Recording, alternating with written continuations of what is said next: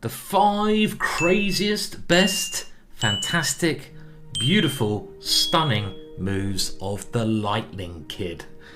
Sounds like a Western, but we're talking about the great Viswanathan Anand of India.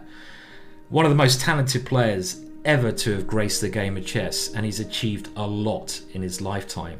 5 times world champion, and he also had a bit of a surge later on in his life, and he's still playing great chess, as most world champions do to this day. Remember to like this video, subscribe to the chess.com channel, and we're going to dive into his 5 best moves in a second. Please leave comments after and let me know what moves you like. You may have seen this first example before. This was Anand with the white pieces against Lautier. I may have even used it myself, but I had to include it because it is stunning. Anand with the white pieces now uses a combination which is called the windmill. What did he now unleash on Lautier? A move which is sparkling in its execution. Bishop to g6. What a shocking move, leaving the queen on pre and putting the bishop under attack from not 1 but 2 pawns. Is Anand crazy? No, he's not. His idea is that if his queen is now captured with queen takes d1, all of the remaining pieces dive into the attack and create checkmate. Can you see how? Rook takes e6 check, using the pin on the f7 pawn. The king has to move, and now this little guy on c1 joins the fun. Bishop takes h6 check. The king goes into a little bit of a box there, and there's checkmate in one move. Bishop takes f7. A beautiful idea. So Lautier tried another defense, and he went knight to e7, at least blocking the rook's diagonal. But now Anand finished in very clinical fashion with queen takes d4, rook takes d4, and very cleverly rook to d3. What he's trying to do here is swap off a lot of pieces and keep this bishop on g2 in a trapped structure so he can win it later on.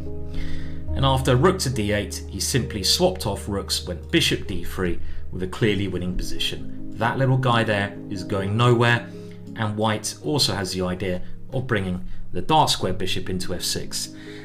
Surely one of his most beautiful examples. Example number 2 is Anand against Bologan, a very strong player, and I have to say I've used 2 of Bologan's losses in these 5 most amazing moves. Sorry Bologan, but they were beautiful. Now Anand's one of the most dangerous attackers ever. He often didn't sacrifice as such, playing unsoundly, but he built up his attacks in very methodical and safe ways, and when he sacrificed, it generally worked extremely well, as we're going to see here. After the move c3, what did he now play? Clearly the black king has a lot of pieces hanging around it, and those pieces now need to make their way through. Can you see the move? Knight to f6. And this is forcing opening up the black king. For example, if that knight is taken, we actually take with a g pawn, and now we're threatening queen g5 and either into g8 or g7. If now h6, trying to stop the queen getting there, a very nice move, king to h1. Just preparing rook g1, rook g8, and checkmate will follow. So after knight to f6, rook to e5 was tried by Bologan, trying to defend, and now the second sparkling moment of this attack, g6. And this may even be a better move than the original knight to f6, opening up the black king in a devastating way. Really nice stuff. The point being, if black takes with the h-pawn, queen h4 forces rook h5, and Anand can simply remove that one with a winning position. And after f takes g6, the f file is now open, and one more beautiful hit, knight d7, allowing this queen in. Bishop to e7, the knight takes the rook, and the queen sneaks its way into black's position. h6, queen e8, and it's going to be checkmate very soon. Serious loss material. So beautiful stuff there by Anand, and he did not want to be defending versus Sokolov, and Anand was probably most famous for dismantling the Sicilian. If you want to learn how to play the open Sicilian with the white pieces, look at Anand's games. He is quite possibly the best ever player on the white side of the open Sicilian. He demolishes so much more players. He found Sokolov his victim here.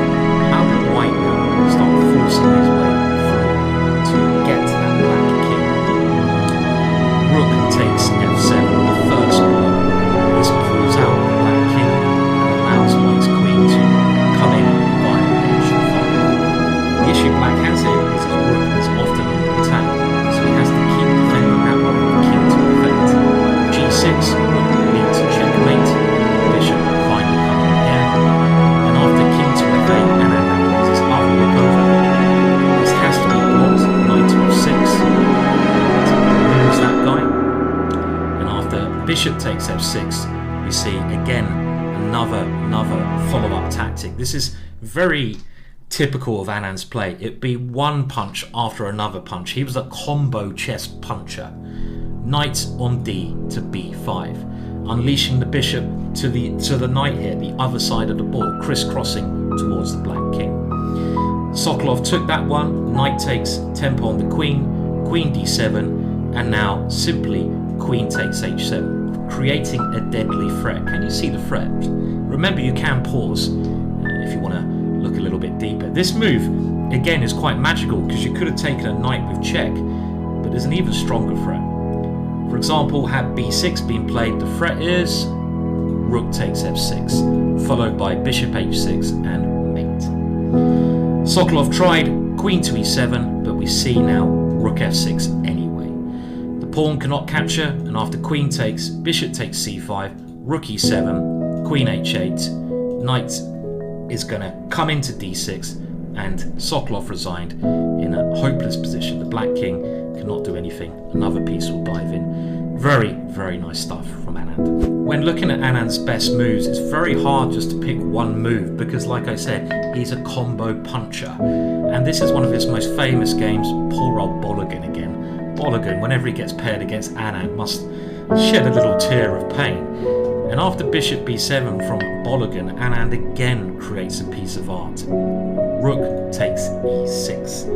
And this just rips open the black king. This rook has to be taken, and here comes the second punch. Look for the forcing moves. Bishop to e7 check. Beautiful stuff. Drawing the king away from g7. The queen dives in there. If the black king now goes to the back rank, let's say here, queen takes h8 would be deadly. So the king comes forwards, and now just simply knight takes d4. Even though Anand is a whole rook down, the black king is completely exposed to all of white's pieces in this position. And after queen to c5, Anand now played another beautiful move, beauty after beauty, bishop to f5. I would love to play a game like this. This gets ready to move that knight with a deadly check. For example, if that bishop is taken, you can go knight to b5 check and the knight drop next move. For example, this is just one check. Really nice stuff. And after bishop f5, the knight's now ready to move. Black tries queen to e5, knight to f3 is going to win. Again, typical Anand energy. See why he also gave the name of Tiger. He's energetic and brilliant. Well, it's white to play and win, and his opponent is Ninov, and this came from one of his books on his most amazing games. Now, the next move we see often in attacking combinations, but it does have a unique follow-up here, hence why I picked it. Can you see the move?